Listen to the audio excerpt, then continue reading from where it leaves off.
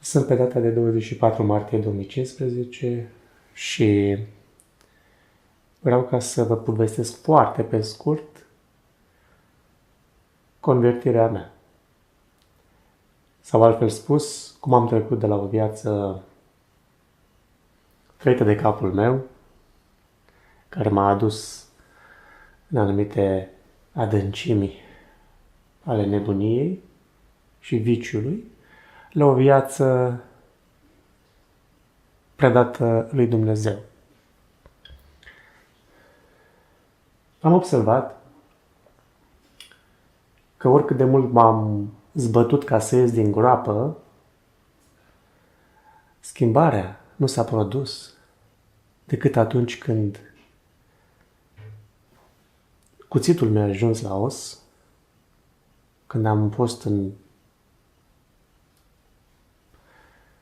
ultima fază a depravării și am strigat către Dumnezeu. Așa cum a strigat Petru, Doamne, scapă-mă!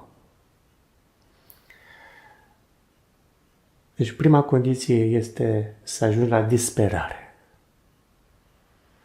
Am observat din propria mea experiență că după această disperare trebuie să fie hotărârea ta. Dar hotărârea trebuie să fie fermă. Să nu te joci cu inima ta.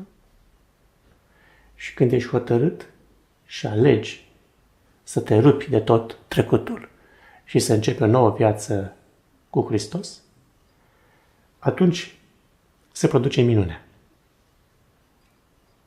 Efectiv simți cum o mână îți ia povara de pe suflet, îți ia întunericul din inimă și îți aduce pace, îți aduce liniște, lumină dumnezeiască. Acesta este toată formula unui nou început, al unei noi vieți. O viață cu sens, o viață frumoasă, trăită după rânduielile divine. Prima condiție, să ajungi la disperare.